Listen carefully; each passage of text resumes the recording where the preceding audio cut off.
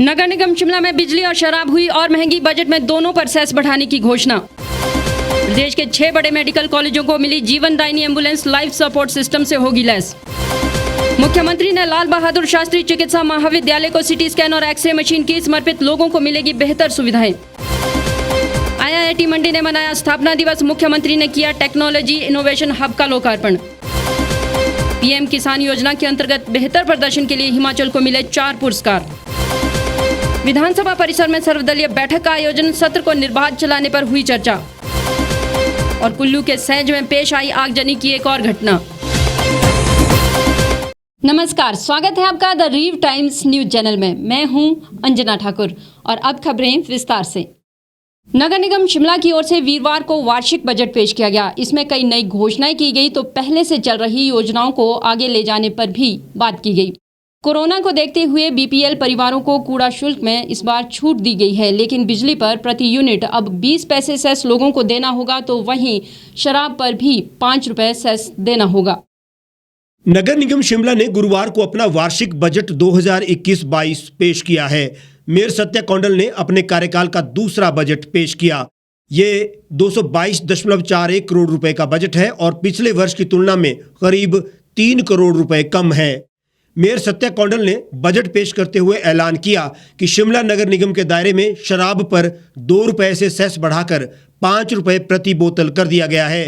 वहीं बिजली की प्रति यूनिट पर निगम ने सेस 10 पैसे से बढ़ाकर 20 पैसे कर दिया है। इससे निगम को 1 करोड़ 75 लाख की अतिरिक्त आय होगी। ऐसे में महंगाई की मार झेल रही जनता पर अब और बोझ पड़ेगा। वहीं शिमला में एंट्री पर ग्रीन टैक्स की योजना को फिर से बजट में शामिल किया गया है। इसके अलावा स्मार्ट सिटी और अमृत कार्यों को धरातल पर लाने के लिए कार्य किया जाएगा। एक छत के नीचे सभी सुविधाएं मिलेंगी और स्मार्ट सिटी के तहत नगर निगम का भवन बनेगा। उन्होंने कहा कि रिज पर स्थित स्टेट पुस्तकालय को एल्डर क्लब बनाया जाएगा। आज जो है नगर निगम का बजट पास किया गया 222 करोड़ का। तो सबसे पहले तो आपको बताइए कि बजट से पहले हमने शिमला शहर की सभी जनता का सुझाव लिए थे। उसके बाद हमने नगर निगम के हमारे जितने 39 पार्षद थे उनके साथ हमने मीटिंग करी, उनके हमने सुझाव लिए। तो आज आपने देखा होगा कि सबके सुझाव से आज जो बजट नगर निगम का बजट पेश हुआ ये बहुत ही स्थानीय बजट हुआ है। और इसमें जो है नगर निगम के जितने भी कार्य हैं पूरे वार्ड में एक दृष्टि से देखे गए हैं। आपने देखा होगा कि स्मार्ट सिटी के अंतर्गत शिमला शहर में बहुत सारे कार्य चल रहे हैं। अमृत के तहत बहुत सारे कार्य, इसमें जो सबसे ज़्यादा सहयोग हमारे जो अर्बन डेवलपमेंट मंत्री श्री सुरेश भारद्वाज जी का रहा। जब ये विधायक थे तो इन्होंने शिमला शहर को स्मार्ट सिटी में लिया। तो मैं आज हमें बहुत खुशी हो रही है कि स्मार्ट सिटी में शिमला शहर के सभी जगह पे इक्वल कार्य हो रहे हैं। आप देखिए आज हमने बजट में सब जगह जो है 34 के 34 वार्डों में जो है पार्क बनेंगे, पार्किंग बनेगी, एक्सीलेटर लगेंगे, लिफ्ट बनेगी और जहाँ जहाँ शॉपिंग कॉम्प्लेक्स है वो शॉपिंग कॉम्प्लेक्स बनेंगे। और इस तरह के जितने भी रोड है और जो चाहे न्यू मर्द एरिया है चाहे ओल्ड एरिया है सब में एक जैसे कार्य होंगे। जहाँ एम्बुलेंस रोड चल सकते हैं हम एम्बुलेंस की जहाँ हमारे को एनएस मिलेगा वो एम्बुलेंस रोड भी बनाएंगे और शॉपिंग कॉम्प्लेक्स बनाएंगे। और ये बहुत अच्छा बजट हुआ। मैं नगर निगम के सभी अधिकारीगण का भी और अपने माननीय पार्षद का भी, डिप्टी मेयर का भी बहुत बहुत धन्यवाद करती हूँ। नगर निगम शिमला के पास कोई भी इस तरह के जो है इनकम सोर्स नहीं है। हमारे पास पानी था, पानी भी हमारे पास नहीं है और इस तरह के जो है कोई सोर्स नहीं है। तो हमारी जो इनकम कम है और हमारे जो खर्चे बहुत ज़्यादा है तो इसको देखते हुए हमने थोड़ा बहुत किया है। अदरवाइज़ हमने कोरोना के टाइम के से होते हुए भी जो हमारे को नगर निगम को लॉस हुआ है उसके बावजूद भी हमने कोई नए कर नहीं लगाए हैं। बहुत जल्दी 50 करोड़ रुपये हमें जिसमें धनराशि मिली है इसमें हम बहुत जल्दी काम करेंगे। और एक हमारा सबसे बड़ा जो सीनियर सिटीजन लोग थे उनका कई सालों से जो है एक रिक्वेस्ट थी कि हमें सीनियर सिटीजन को कहीं बैठने के लिए जगह मिलनी चाहिए। उसके लिए आज हमने देखा होगा कि हमारा जो डीजी पे लाइब्रेरी है जो जर्जर हालत में है और उसमें हम जो सीनियर सिटीजन के लिए एक एल्डर क्लब बनाना चाहते हैं ताकि हमारे भाई बहन जो सीनियर लोग हैं वहाँ आराम से बैठ सकें। आप देखिए जो ग्रीन टैक्स का मुद्दा है ये हम कई सालों से चला रहे हैं। इससे नगर निगम को 15 करोड़ की जो है इनकम आ सकती है। नगर निगम के पास कोई इनकम सोर्स नहीं है और इसलिए जो है ये ग्रीन टैक्स लगाया जाए। इससे शिमला शहर की जनता को कोई फर्क नहीं पड़ने वाला। वहीं कुछ पार्षदों ने बजट को मिला जुला बताया तो कुछ ने इस बजट को जनता पर बोझ बढ़ाने वाला और आंकड़ों का मायाजाल बताया। देखिए ये बजट में नई कोई स्कीम नहीं है, पुरानी स्कीम्स का ज़िक्र किया गया है और इन्होंने जो बिजली का सेस बढ़ाया है उसका मैं विरोध करती हूँ।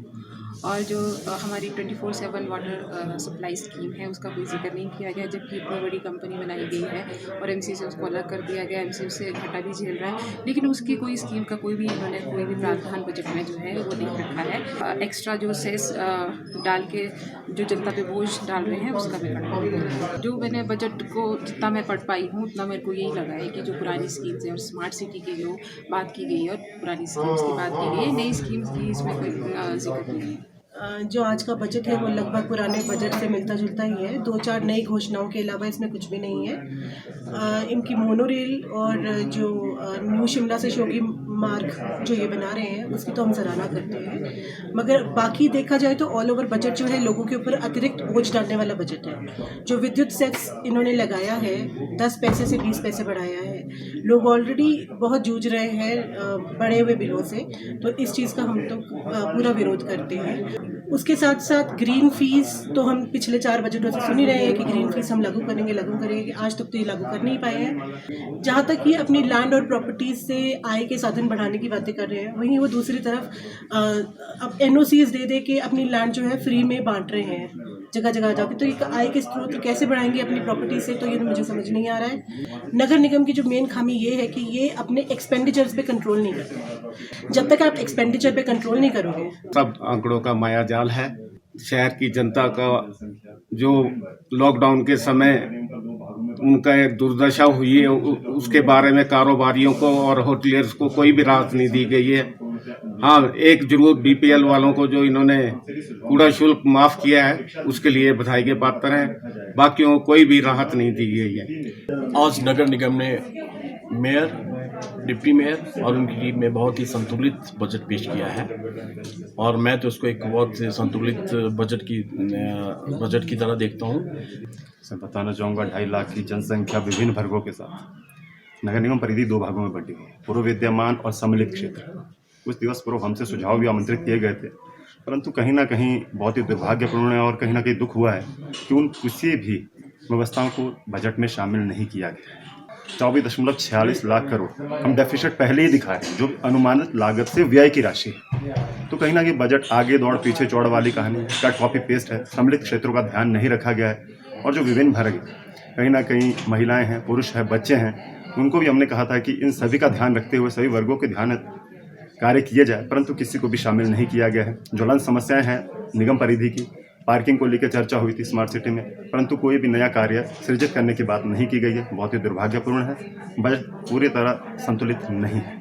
जनता के ऊपर अतिरिक्त बोझ नहीं पड़ना चाहिए था। कहीं ना कहीं अपेक्षा थी कि बजट संतुलित होगा, जनता को कोई राहत दी जाएगी। ये दुर्भाग्यपूर्ण है। पूर्व अप्रैल माह से कोविड के दौरान हमने ये मांग की थी कि बिजली, पानी, कूड़ा टैक्स में लोगों को राहत दी जाए और इसी मांग को सरकार ने स्वीकार करते हुए आकलन भी मांगा, परंतु बजट में कहीं भी इसे शामिल नहीं किया गया है। तो सरकार के विचारों की भी और जनता की भी पूर्णतः अनदेखी की गई है, जनहित में नहीं है।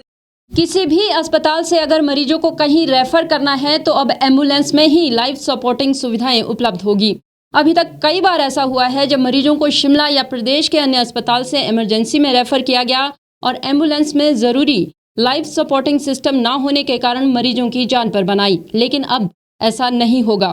मुख्यमंत्री जयराम ठाकुर ने वीरवार को प्रदेश के 6 मेडिकल कॉलेज के लिए जीवनदायिनी एम्बुलेंस को रवाना किया। इस मौके पर आईजीएमसी शिमला में विशेष कार्यक्रम का आयोजन किया गया।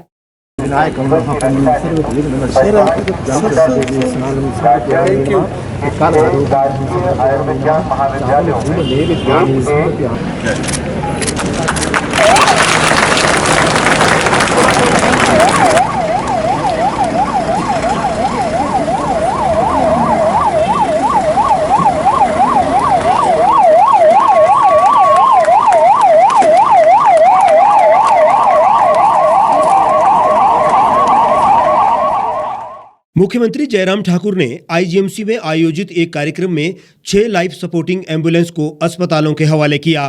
प्रदेश में 6 बड़े अस्पताल हैं जिनमें IGMC Shimla, Tanda medical college Nahan, medical college Hamirpur, Nerchowk और चंबा शामिल है।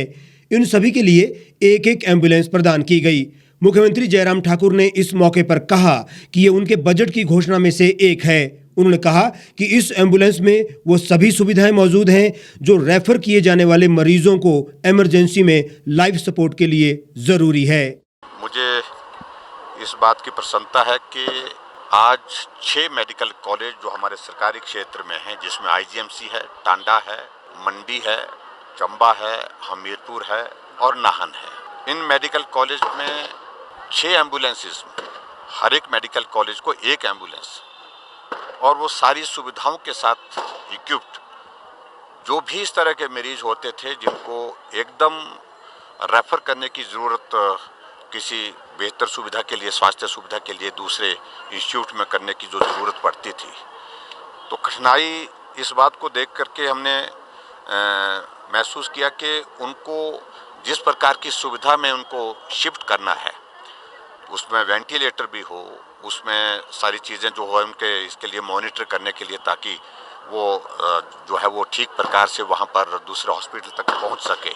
और बीच में कोई परेशानी होती है, पेशेंट को कठिनाई होती है, तो उसमें उन सुविधाओं के माध्यम से जो है उसको लाइफ सपोर्ट के साथ जो है वहाँ पर पहुँचा सके। उस दृष्टि से 6 एम्बुलेंसेज आज हमने डेडिकेट की है। जीवनदायिनी करके इन एम्बुलेंसेज का हमने नाम दिया है।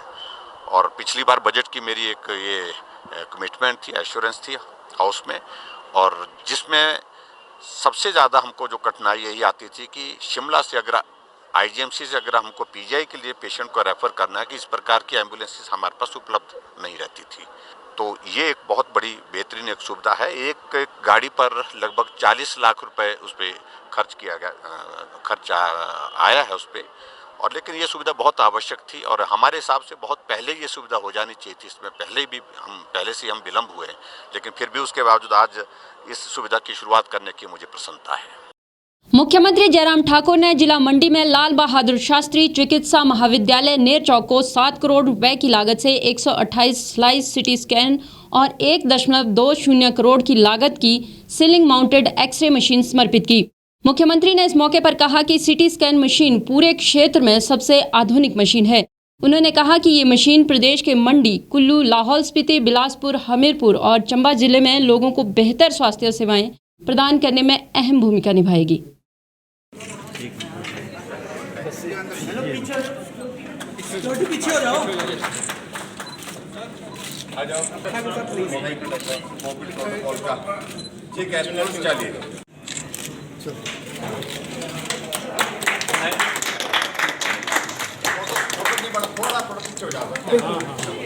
मुख्यमंत्री ने कहा कि इस चिकित्सा महाविद्यालय ने कोविड-19 महामारी के दौरान सराहनीय सेवा प्रदान की है। ये महाविद्यालय लोगों को बेहतरीन स्वास्थ्य सेवा सुविधाएं प्रदान करने में भी इस क्षेत्र का उत्कृष्ट महाविद्यालय बनकर उभरा है। प्रदेश और केंद्र सरकार के सहयोग से कैंसर देखभाल केंद्र स्थापित करने के लिए 45 करोड़ रुपए की परियोजना प्रदान करने का कार्य प्रगति पर है। उन्होंने कहा कि इससे क्षेत्र के लोगों को बेहतर कैंसर देखभाल सुविधाएं सुनिश्चित होंगी। मुख्यमंत्री ने महाविद्यालय के दंत चिकित्सा विभाग को 94 लाख रुपए की लागत की टीएमटी, EHCO, ब्रोंकोस्कोप चिकित्सा उपकरण और 37 लाख रुपए लागत की CBCT और एक्सरे मशीन समर्पित की। बांगी वैली का आता है, इसी रास्ते से आता है, उनको बहुत बड़ी सुविधा होगी। और उसी प्रकार से डिजिटल, क्योंकि अब टेक्नोलॉजी में एडवांसमेंट बहुत तेजी से आई है।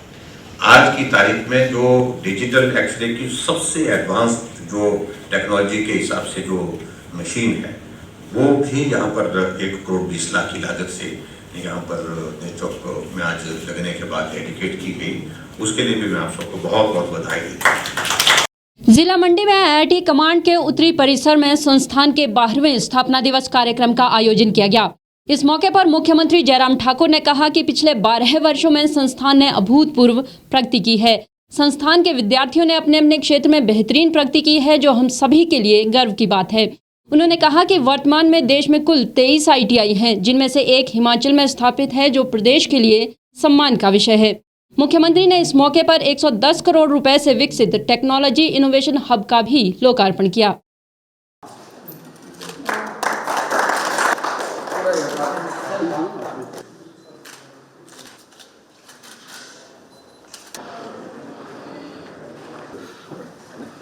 कहाँ से आप? मुख्यमंत्री ने कहा कि ये आईआईटी देश के विकास और मानवता कल्याण की दिशा में बहुमूल्य योगदान दे रहा है और उन्हें आशा है कि राष्ट्र निर्माण में इसका योगदान जारी रहेगा। उन्होंने कहा कि मंडी में वर्ष 2009 में स्थापित इस संस्थान ने निरंतर सराहनीय प्रगति की है। वर्तमान में इस संस्थान से लगभग 2000 विद्यार्थी शिक्षा प्राप्त कर रहे हैं, जबकि 100 से अधिक प्राचार्य और कर्मचारी यहां अपनी सेवाएं दे रहे हैं। इस संस्थान में बीटेक, एमटेक कोर्स के अतिरिक्त एमटेक, एमएससी, एमए, एमएस और पीएचडी जैसे विषयों में स्नातकोत्तर कोर्स करवाए जा रहे हैं। प्रदेश सरकार इस संस्थान में बेहतर संपर्क और अन्य अधोसंरचना सुविधाएं प्रदान करने के लिए हर संभव सहायता प्रदान करेगी। आईआईटी मंडी जो यहाँ कमांड में स्थापित हुआ है, ये हमारे प्रदेश का सबसे बड़ा और सबसे प्रेस्टिजियस इंस्टीट्यूशन है।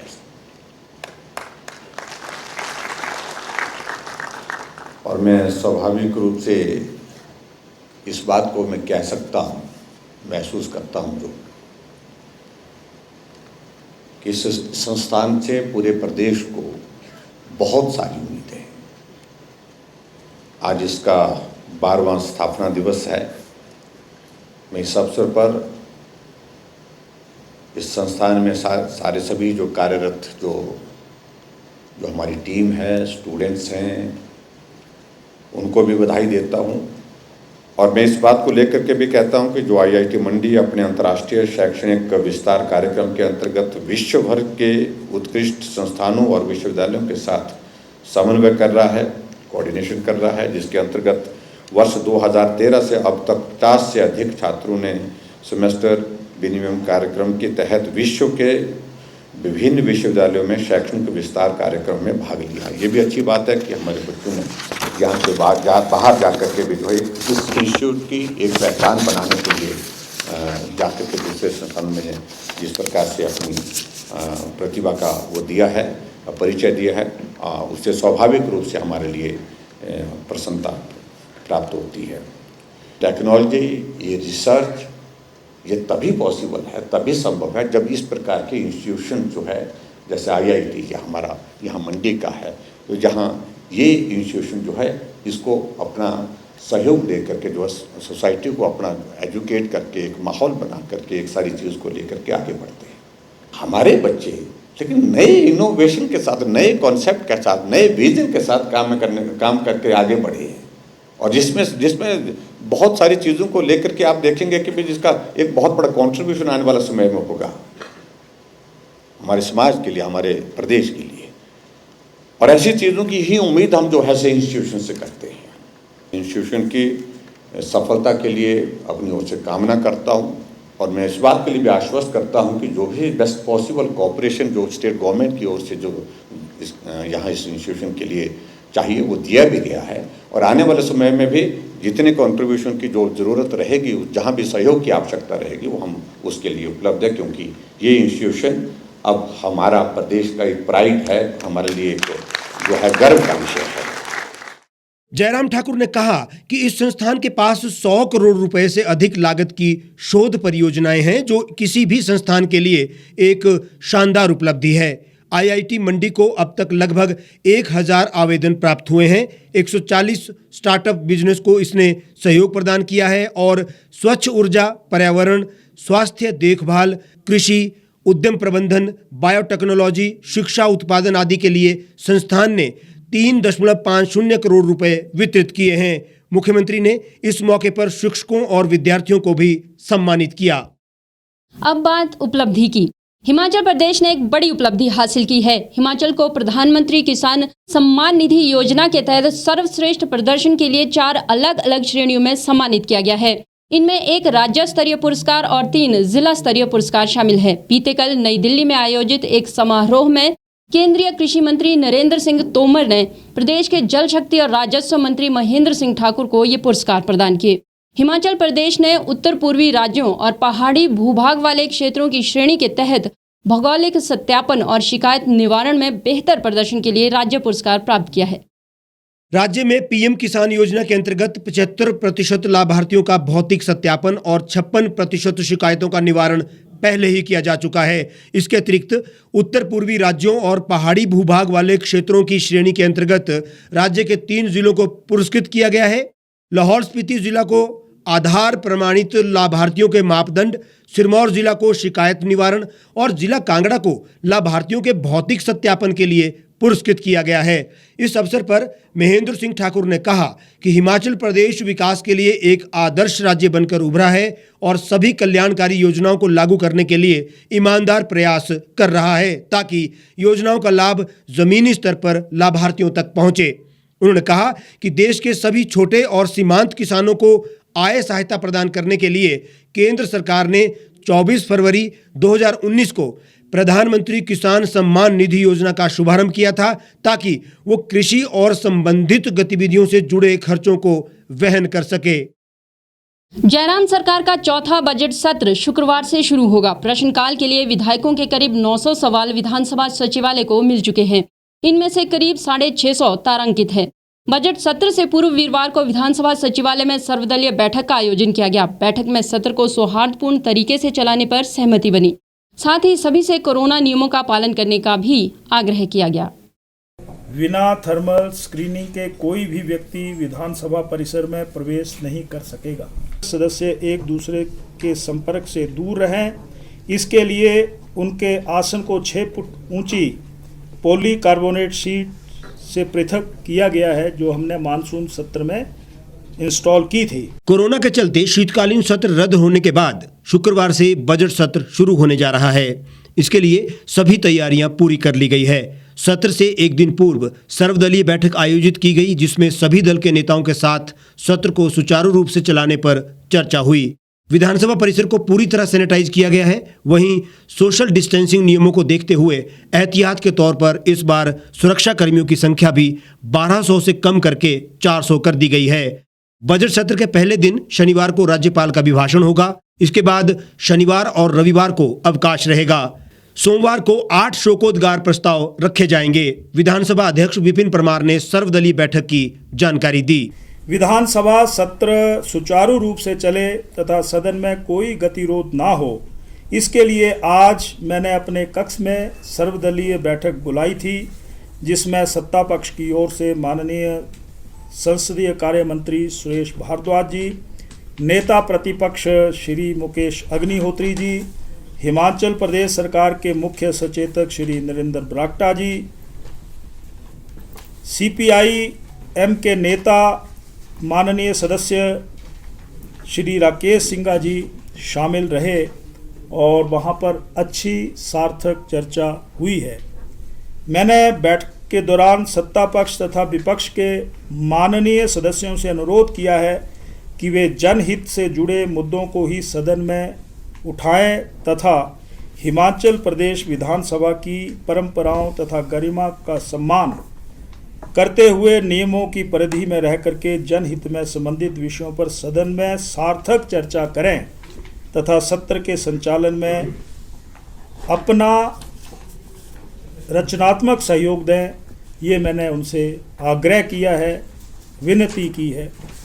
मुख्यमंत्री तथा मंत्री परिषद के माननीय सदस्यों से विधानसभा स्थित प्रतीक्षालय में सत्र के बाद समय अनुसार मिल सकेंगे। मैंने मंत्री परिषद के सभी माननीय सदस्यों से आग्रह किया है कि वे अपने साथ केवल अपने एक निजी सहायक या जिस एक को वे आवश्यक समझें को ही आने की अनुमति दें तथा उसके साथ तैनात सुरक्षा अधिकारी कर्मचारी परिसर से बाहर ही रहें। इसके अतिरिक्त हमने प्रशासनिक सचिवों तथा विभागाध्यक्षों से भी आग्रह किया है कि वे केवल उन्हीं अधिकारियों और कर्मचारियों के पास के लिए आवेदन करें जिनकी सेवाएं अति आवश्यक हैं। इस तरह विधानसभा सत्र के लिए ड्यूटी पर तैनात किए जाने वाले अधिकारियों व कर्मचारियों में भारी कटौती की जा रही है। अब विधानसभा सचिवालय 1200 के बजाय मात्र 400 के लगभग अधिकारियों कर्मचारियों को ही पास जारी करेगी। सर्वदलीय बैठक में हालांकि सभी दलों ने सत्र को सौहार्दपूर्ण तरीके से चलने देने पर हामी भरी है, लेकिन हकीकत में ऐसी संभावना कम है। इसके ठीक उलट इस बार बजट सत्र हंगामापूर्ण हो सकता है। संभावना है कि कोरोना काल में स्वास्थ्य विभाग में हुए घपलों और स्वास्थ्य संस्थानों में कुप्रबंधन पर विपक्ष के तेवर तीखे रहेंगे। कोरोना काल में सरकार पर भ्रष्टाचार को संरक्षण देने के आरोप लगते रहे हैं। यह मुद्दा भी सदन में गरमाएगा। बेरोजगारी का मुद्दा भी उठाया जाना है। ग्रामीण क्षेत्रों में शिक्षण संस्थानों और स्वास्थ्य संस्थानों में रिक्त पदों के कारण काम काफी हद तक प्रभावित हुआ है। इस मसले को लेकर भी सरकार को विपक्ष घेरे रखेगा। नशा माफिया और अवैध खनन के मुद्दे भी गरमाएंगे। राज्य में कानून व्यवस्था को लेकर भी सरकार को निशाने पर रखा जाएगा। दूसरी ओर भाजपा विधायक दल भी मुंह तोड़ जवाब देने के लिए रणनीति बना चुका है। कुल्लू में इन दिनों आगजनी की घटनाएं थमने का नाम नहीं ले रही। बीते दिनों बंजार घाटी, सेंज घाटी, खराहल घाटी में अनेकों ऐसी घटनाएं हो चुकी हैं जिनमें कई परिवार बेघर हो चुके हैं। बीती रात भी 8 बजे सेंज घाटी की रेला 2 पंचायत की सारी गांव में आगजनी की घटना पेश आई।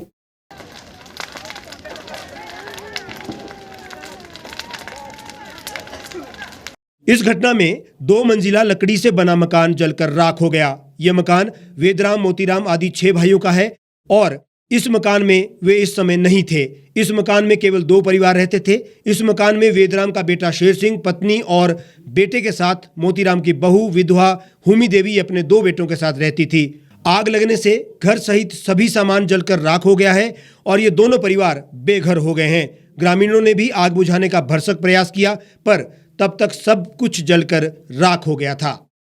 इस बुलेटिन में फिलहाल इतना ही। बाकी तमाम खबरों के लिए आप जुड़े रहिए और देखते रहिए द रीव टाइम्स।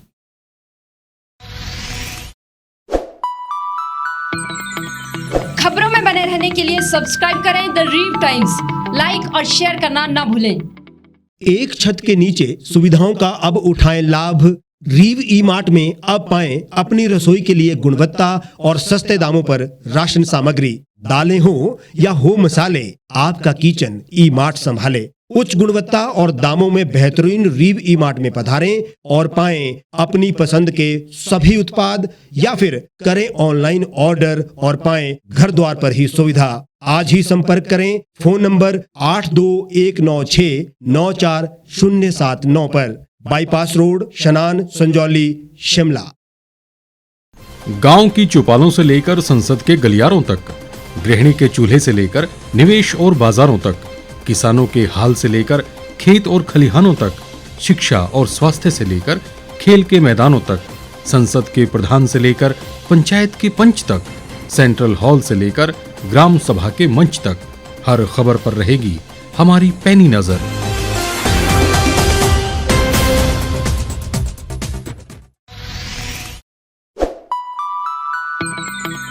लेटेस्ट खबरों के लिए यूं ही देखते रहिए द रीव टाइम्स। लाइक, शेयर और सब्सक्राइब करना ना भूलें।